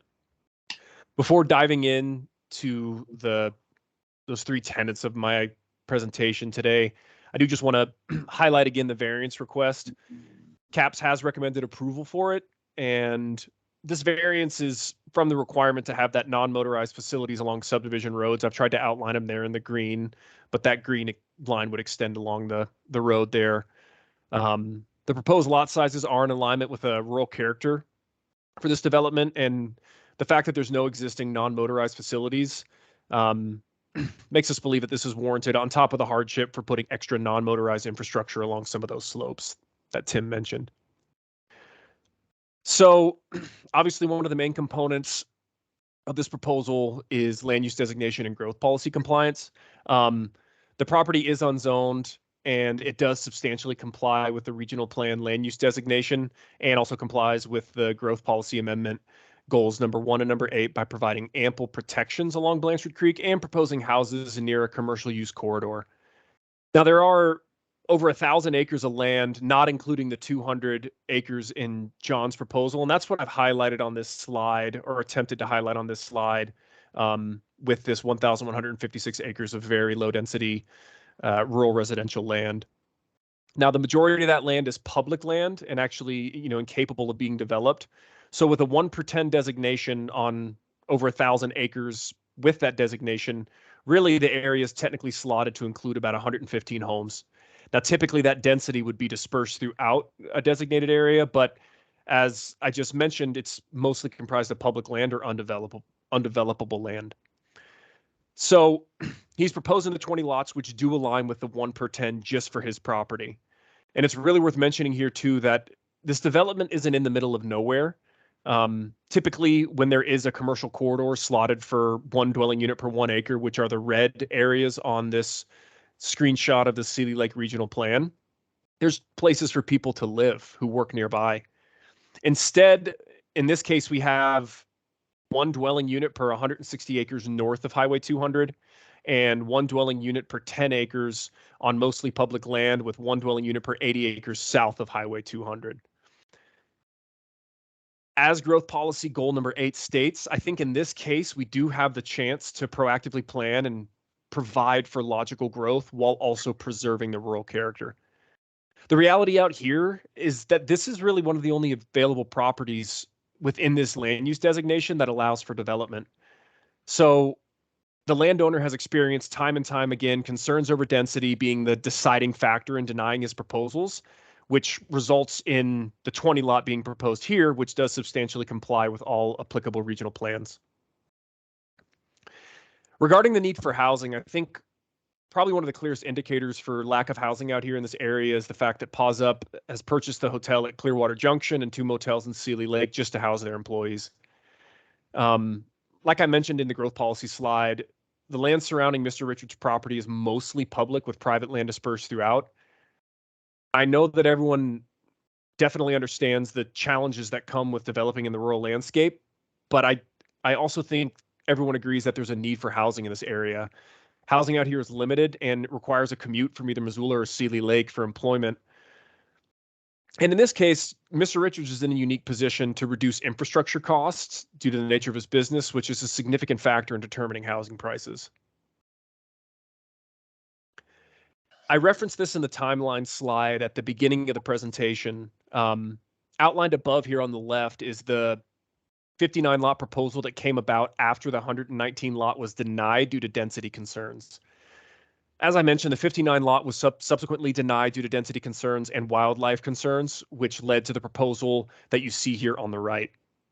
One of the primary concerns voiced by Fish, Wildlife, and Parks was that the property served as a wildlife corridor for the area, and the only way to really accomplish their conservation needs without having substantial concerns over human-wildlife interactions was for a lower density 20 lot subdivision to be proposed, and Tim referenced that in his proposal as well. In this case, not only is Mr. Richards aligning with that proposed density, but the proposal also includes those no-build zones, which are important because they could allow for filtering of wildlife through the proposed subdivision, even if it's not a corridor, on top of the covenant language that alerts future residents of the potential for any interactions. This slide highlights really the evolution of our proposal, and we're going to start honing in here on Blanchard Creek, which Tim mentioned is one of the things we focused on a lot on this proposal. The landowner has complied with the comments from the last 2 proposals, but they also worked collaboratively with CAPS and tried to incorporate design changes based on comments from Clearwater Resources Council and other agencies. And this slide highlights that example for proposed lot 20 because our original design here on the left actually didn't include the proposed common area. It was a completely developable parcel with a buffer around the area of riparian resource that we went out and surveyed to get the accurate extent of for this proposal. After our submittal to CAPS, we altered our design to include the over 8 acres of common area that you can see on the image to the right for the proposed development to include that highly conservative floodplain area that was validated by professionals last year. Additionally, based on some of the concerns by various agencies regarding the health and the preservation of Blanchard Creek, we did extend the western edge of that riparian area all the way to the common area boundary, which increased the buffer significantly, and that'll be seen later on in another slide. But before getting there, I do want to note, and I think it's important for everyone to understand that there's a clear designation here between the stream banks of Blanchard Creek and the surrounding landscape. This slide sort of highlights that, this isn't marshland as indicated by a lot of aquatic plants or yearly floodplain inundation. Blanchard Creek's an ephemeral stream in its natural state, and the proposed subdivision includes substantial riparian buffer in addition to a common area that will ensure natural resources are protected. Here's some more slides from a different perspective here. Originally, when Mr. Richards purchased this property, Blanchard Creek had stream banks that were lined with hummocking, pretty intense erosion, and minimal natural shade due to consistent access to livestock for grazing and watering. Since purchasing the property, however, Mr. Richards has let the creek return to its natural state, and there have been existing residences along the western edge of Blanchard Creek since he purchased the property. And there hasn't ever been any record of flood hazards associated with the creek in the existing structures, nor have the existing structures contributed to the degradation of the stream banks. I think it's pretty obvious from these two slides here that the creek is pretty well defined, and it doesn't need that 25 acres of land for a buffer to protect the natural resource. The picture on the right here shows knapweed in the foreground, which typically you don't see in a boggy wetland. And you can also see in the center of that photo is one of the existing roads on the property. The riparian area you see there on the image on the left is included in an already expansive common area, which we believe is more than enough to accommodate the stream in its natural state, as it has been managed this way for the past 16 years by Mr. Richards. This is just one last slide. Really showcasing the topography of the area, because it's kind of hard to tell from contour lines sometimes. In both of these photos, you can see the defined difference between the stream bank and the adjacent land. And that land is in a much healthier state due to just leaving it letting it do its thing over the last 16 years. In the next three slides, I'm going to dive more into the common area and how the recommended conditions of approval have evolved due to the collaboration with CAPS. The common area that you're going to see encapsulates that 2000 CFS flood event, and that was modeled by professionals late last year. And in that modeling, they said that it would actually be closer to about 600 CFS, and that was further validated by the Montana Department of Transportation, who calculated the 100-year event to be around 540. But the 2000 CFS estimate was originally used in one of the older proposals. And even with that proposal, there was no encroachment on the existing structures or the proposed lots for that subdivision at the time.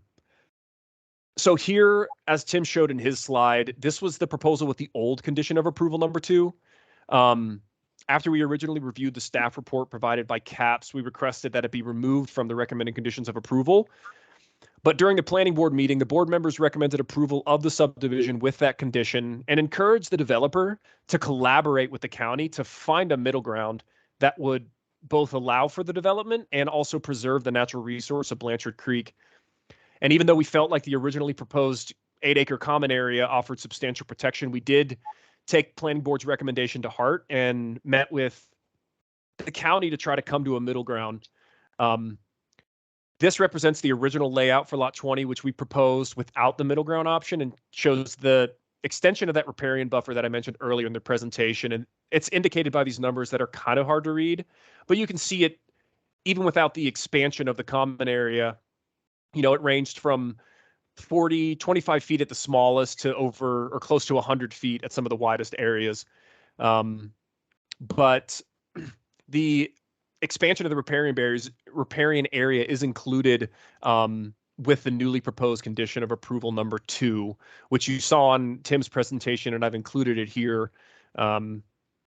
This is that middle ground that came to fruition after we met with John Hart and Tim Worley. And it highlights really the flexibility of the developer. I think that's a theme throughout here, that they're willing to increase the common area by another 1.5 to 2 acres, expanding the extent of the riparian area for protection, because that option and the current recommended condition approval number 2, we believe aligns with the developer's preference and the concerns voiced by the various agencies without impeding development.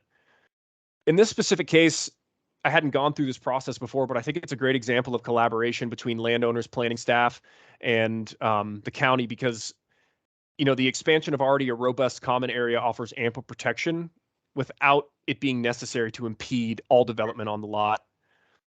I do think it is worth noting that, the old condition of approval, the expansion of that common area was largely arbitrary. The only reason it really encapsulated the 25 acres is because that's what we proposed for our lot 20. We believe that this middle ground option, the expansion on the western edge of the common area, is more than enough to protect the natural resource. And we took those recommendations and ultimately came to an option that works for everyone. So in closing, we do believe that developers shown flexibility with design and incorporated comments from agencies over the past decade, really, while collaboratively working with CAPS, resulting in an approvable subdivision. And we are seeking approval for both the variance request and of the subdivision with Tim's updated condition of approval. And with that, I will stop sharing and pass it off. Thanks, Joe. Well, there's no one in the room. Is there any public comment on this online or on the phone?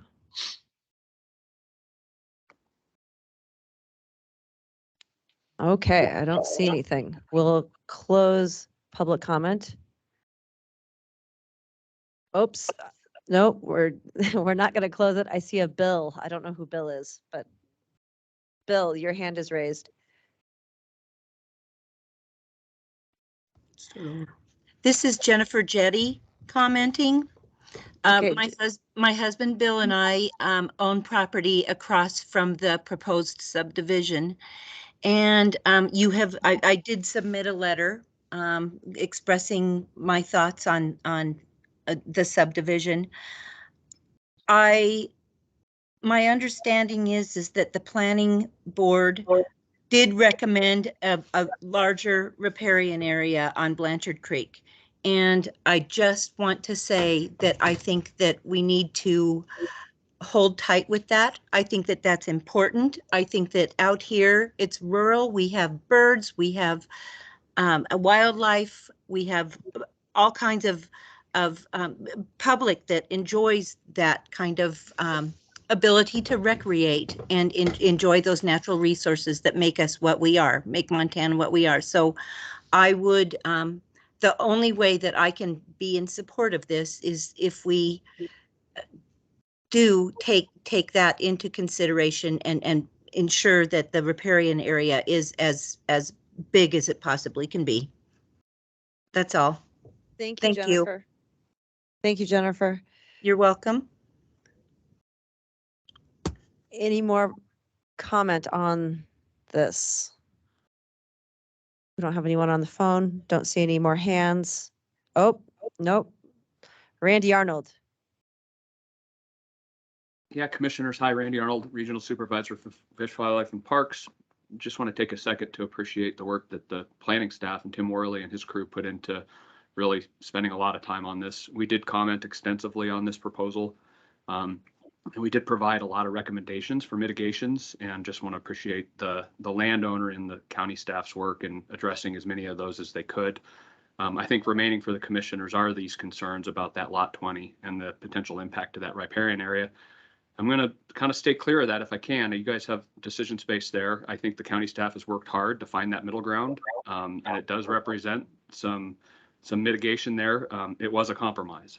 And with any compromise, there's those who feel that it's going to adequately protect that and those who won't. So not weighing into that space, but just want to recommend or recognize Tim and his staff and the county's work and the landowner's patience in working through all these many processes to try to find something that might work. Thank you.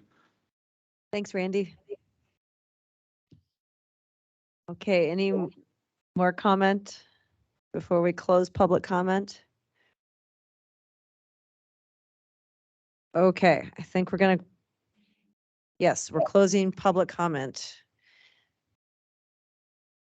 Okay, Slotnick, do you have some questions? Oh, man, more comments than questions. I appreciate the flexibility of all involved, and I'm really great of Randy to take the time to call in. I think that this additional 25 feet of buffer is a compromise. It's not ideal, but it is a compromise. I also really appreciate the great reduction in density. Third time's a charm, it looks like. And I think I'm okay with it as it is right now. thanks. I have a few questions. Sure. Just say more about the garbage situation. So, yeah, in the future, if providers change or what have you, how do we ensure that bear resistant receptacles are there? There is a specific condition, and I did originally highlight, gotta find it here. I did highlight Republic Services, but I have a potential, oh, it's condition number 11. A potential word change that could make it a little more generic, but would allow the other provider, if they do get into the bear resistant can business, that they could be in play. And I think what we could do, instead of having a reference to Republic Services, we could just say garbage service provider. Yeah. Okay. There's just that makes sense. It's just there's a lot of bear conflicts already in this area, and so whatever we could do to address that. Yeah, and Public does work in communities like Whitefish and all over the place. And here in town, actually, even in my neighborhood, I've heard that there's some folks that use the bear resistant garbage cans. But if the other provider in town has that capability, my understanding is that right now there's some question as to whether the cans they use fit the bill. But if eventually that can be confirmed, we'll just go with a generic reference. And so my understanding is this kind of the management of or the enforcement of this is just up to the homeowners association. Is that correct? Or how does? Well, it's something that does need to go in the covenants. And that section of the covenants can't be amended or deleted without governing body approval. So there is a certain amount of self-policing that is part of it.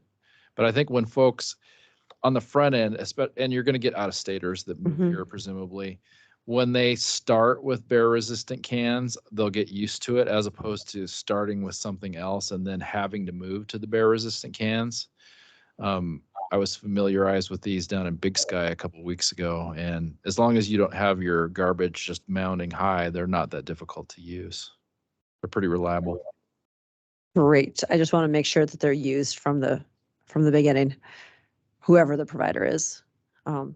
And then I had a question about fire, because in the previous iterations of this proposal, like there had been a number of comments about fire, home ignition zone, or impact of a fire in this to our services. Was there any comment on it this time, or how? Really get a lot of comment on it this time. I just remember Steve Wallace with DNRC Steve standing Wallace up. was really concerned about the fire that causes issues in the subdivision would likely come from the subdivision. And I don't know, he's not present obviously now as far as speaking to this, but we didn't hear anything from Adrian back. Okay. As far as a particular, I mean, this is certainly in the wildland urban interface, and we would encourage, Class A roofs and hardened structures if at all possible. Okay, and then the floodplain updates. I'm sorry, when was the last one done? There have been a number of studies on Blanchard Creek going back to the 1970s. Okay. And the state has interacted in evaluating those studies and felt that the blue that you see on the maps is the more robust study that probably is over and above what they would ever see for a 100-year flood event. And so the condition language change that we're recommending would give John the option of actually doing an updated study to shrink the floodplain. And it will still be it'll be a legitimate floodplain that needs to be shown on the final plat. But he could either use that more robust one and actually show that on the final plat, or he could shrink it.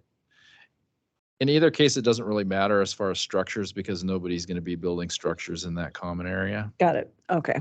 Oh, no, just one more point too. We do have one condition We don't have a general like hardening of structures condition, but we do have a recommendation for, well, essentially it's a requirement for Class A roofs on the WUI front.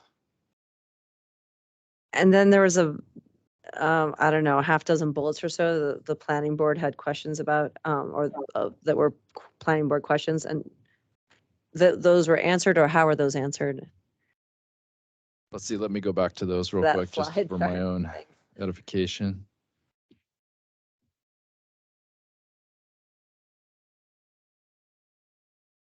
Yeah, there were some questions about the diversion of Blanchard Creek, which happens above the subdivision as the stream flows from north to south.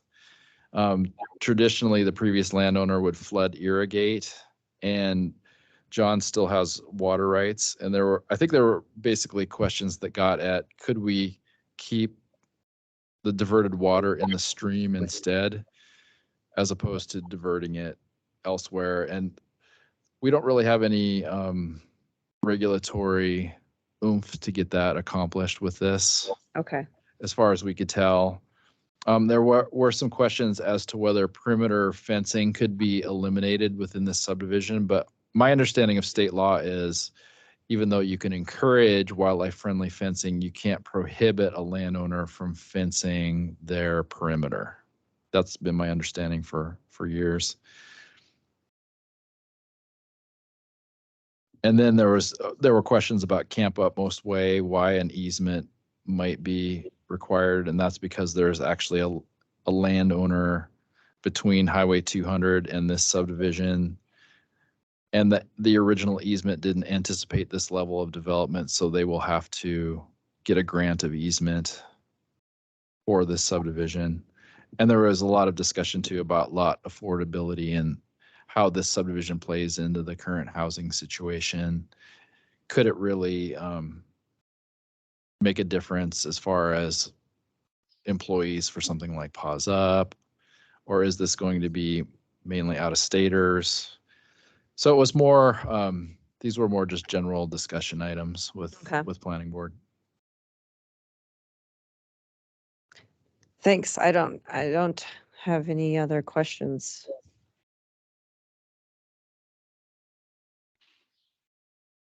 Josh? No, we could bring up that motion language.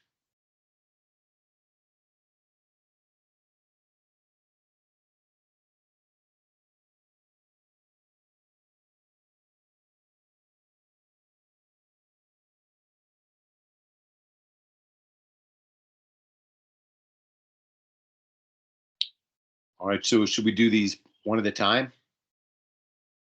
That's what I would recommend. Okay, so first motion. I move approval of the request to vary from Missoula County subdivision regulations, sections 3.4.9.2 B.1, requiring non-motorized facilities along subdivision roads. Second. Any further discussion? All in favor? Aye. Aye. Okay, I move approval of Clearwater Meadows Ranch subdivision based on the findings of fact in the staff report and subject to the recommended conditions of approval. Second. Any further discussion? All in favor? Aye. Thank you. And yes, Tim and Joe, really appreciate you guys working towards this middle ground. Thank you for that. Yeah, and this is evidence of lots of collaboration. Yeah, thank you very much for your time. And Tim, thank you so much for all your help with this project. Okay, is there any other business? We're adjourned. Thanks, everyone. Thanks, Juan. Good luck on the farm. Yep, we'll move some pipe. See ya.